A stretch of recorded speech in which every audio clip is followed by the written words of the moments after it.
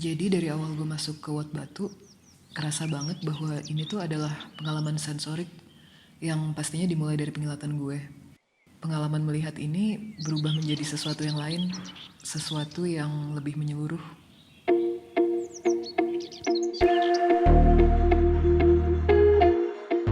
Memang sebenarnya segala sesuatu terhubung, namun kita aja ya manusia modern yang senang membagi-bagi dan akhirnya kita jadi terspesialisasi deh.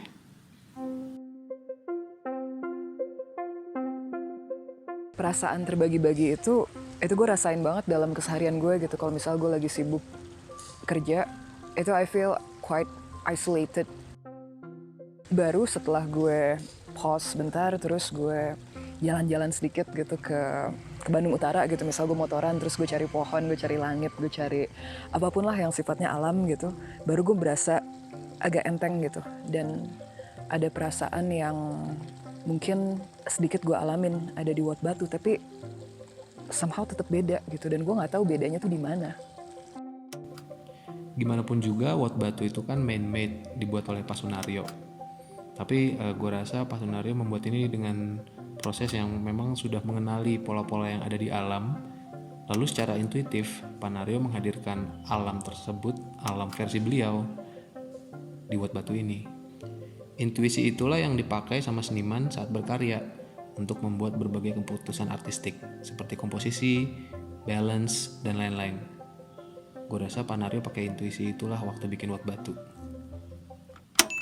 Wait, maksud lo intuisi itu apa? Well, intuisi itu kan yang dipakai sama seniman ya buat menentukan dia ngambil keputusan apa di karyanya, apakah udah harmonis atau belum, komposisinya gimana, udah balance atau belum, atau dia mau pakai material apa, warna apa. Semua itu basically sebenarnya penilaian itu diambil berdasarkan intuisi. Mungkin itu ya yang ngedorong Panario untuk mahat beberapa batu, terus mungkin ada beberapa batu yang nggak dipahat, ditaruh di mana, di atas, di bawah. Is that why? Yes, dan memang kalau kita perhatikan pendekatan Panario dalam bikin karya bukan cuma dalam mengolah batu ya, bahkan saat dia ngelukis atau dia bikin instalasi, sebenarnya kita bisa ngelihat kepekaan yang sama sih dalam semua karyanya. Oh iya, Ding, gue inget gue pernah ngeliat tarikan garis mirip kayak gini di karya lukisan Panario. Ketegasan garis dan repetisinya terlihat jelas di sini. Di lukisan ini juga bisa kita lihat sejumlah garis lengkung yang muncul. Sidik jari yang nampak di batu ini juga ada di beberapa lukisan beliau yang lain sih. Bentuknya mungkin berbeda, tapi karakternya masih serupa ya. Kalau kita perhatikan, semua karya seni itu sebenarnya ada unsur-unsur pembentuknya ya. Misalnya kalau kita lihat contohnya di sini, ini kan kita bisa lihat ini sebagai titik. Selanjutnya titik-titik membentuk garis. Nah, contohnya misalnya kita bisa lihat juga di sini Panario bikin sebuah garis semacam kayak di sayat gitu ya, berwarna merah. Nah, tapi kalau misalnya kita lihat yang di sini lebih jauh lagi, garis-garisnya ada banyak dan membuat konfigurasi. Bahkan yang di sebelah sini lama-lama dia nanti membentuk semacam bentuk sirkular ya.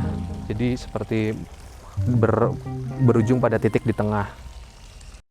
Nah, kalau tadi itu titik dan garis, sebenarnya kalau kita lihat lebih luas lagi, Wat Batu ini kan sebenarnya kan terbentuk dari komposisi objek-objek. Nah, komposisi ini kan sebenarnya kita bisa lihat seimbang dan dia melengkapi satu sama lain. Misalnya, contohnya garis yang ada di pinggiran kolam ini, dia berbentuk garis yang organik dan itu diimbangi oleh garis lurus yang ada di pedestal panggung kehidupan ini. Itu contoh gimana Panario ini bisa menyeimbangkan setiap objek dan setiap komponen yang membentuk Wat Batu secara keseluruhan. Nah, dari perspektif itu sebenarnya segala sesuatu yang ada di karya seni itu bisa kita lihat dibentuk oleh garis-garis ya. Sebenarnya di Wat Batu ini ada satu garis yang sangat unik yang justru malah mungkin kita tidak sadar kalau misalnya kita tidak berdiri di posisi yang spesifik. Garis ini adalah garis lurus yang membagi Wat Batu menjadi dua, area organik dan area buatan manusia. Garis ini bisa kita lihat jika kita berdiri di sudut belakang balai batu, lalu memicingkan mata kita dan melihat ke arah celah yang ada di tembok besar di bagian depan Wat Batu. Sebenarnya garis itu dibentuk oleh struktur balai batu yang ada di sini. Balai batu ini sebenarnya kan terlihat banget ya buatan manusia, dan itu sebenarnya kontras dengan landscape Wat Batu yang lebih organik. Pada awalnya Panario bikin garis ini cuma secara intuitif aja, semacam garis lurus yang menyeimbangkan komposisi dia secara keseluruhan. Tapi ternyata setelah dicari tahu, garis ini ternyata mengarah ke kota Mekah. That's why di sana diletakkan musola.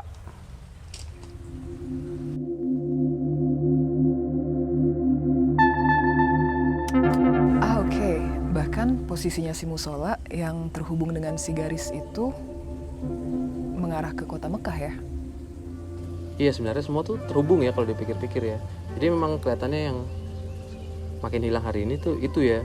Kita makin hari merasa kayak masing-masing aja, nggak terhubung satu sama lain. Padahal sebenarnya gue rasa enggak sih. Sebenarnya semua apa yang kita putuskan hari ini tuh kan sebenarnya ada konsekuensinya pasti. Gue rasa itu yang mungkin harusnya kita coba asah lagi kepekaannya dengan ada di Wat Batu atau ya mungkin ada di tengah alam sekalian gitu.